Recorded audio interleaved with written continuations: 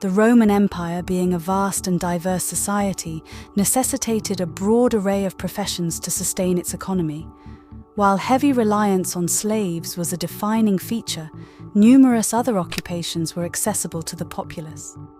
Prestigious roles like political administration and military leadership were predominantly reserved for the upper-class Romans, known as the Patricians. In contrast, the common people, referred to as the Plebeians, engaged in a wide range of common professions. Lawyers in ancient Rome held a revered and sought-after role. It was a common path for politicians to navigate various positions involving legal problem-solving throughout their careers. Understanding Roman laws was crucial for effective public speaking in the forum. Upon reaching the consulship, politicians engaged in the creation of new laws. Notably, legal expertise was indispensable for influential figures like Cicero, a renowned orator, and the Gracchi brothers, who were reformers. In ancient Rome, managerial roles were as crucial as they are today. Gymnasiarchs, responsible for organizing athlete competitions and training the youth in athletics, played a vital part. Another lucrative but less honourable position was held by gladiator school owners like Lentulus Batiatus, who owned the renowned Spartacus. Less respectable yet essential were the overseers of Lupanaria, the Roman brothels.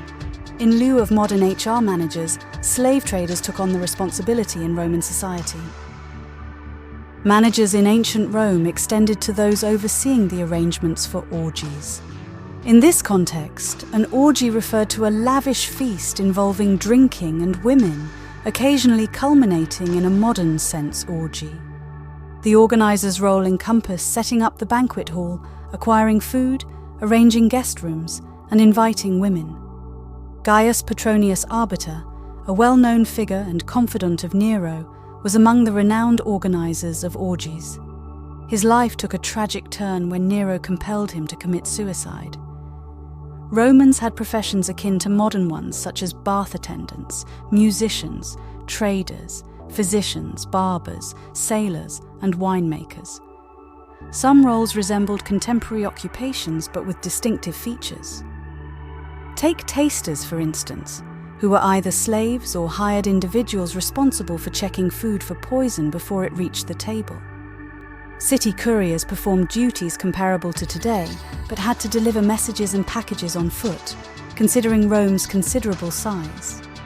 The Roman Empire boasted an efficiently organized postal service, with workers donning special headgear adorned with wings, reminiscent of the helmet worn by the god Mercury.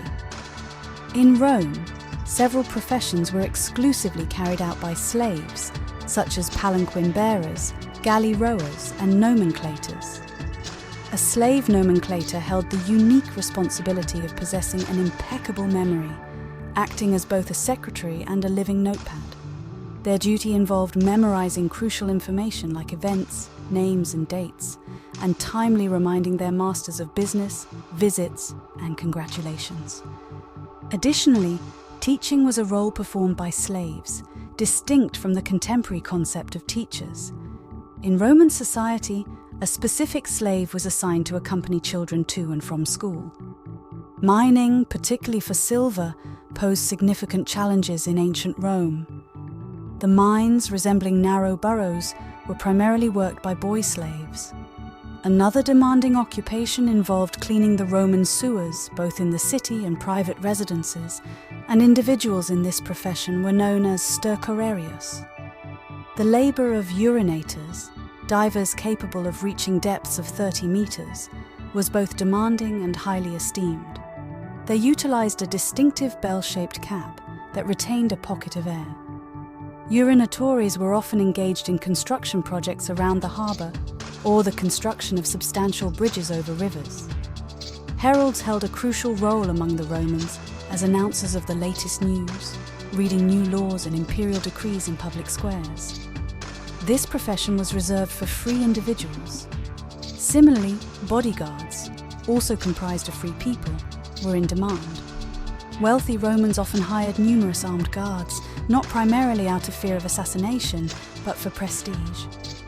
Former gladiators were highly regarded as the best bodyguards, occasionally entrusted by their masters with hazardous and even illicit assignments.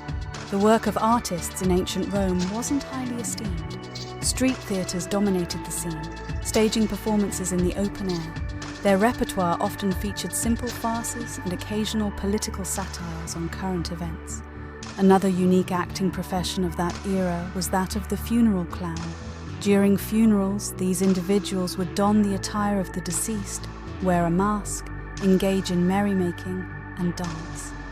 This practice was believed to drive away evil spirits from the deceased's body. Exceptional funeral clowns, adept at parodying the behavior and speech of the departed, were hired for the funerals of patricians and emperors.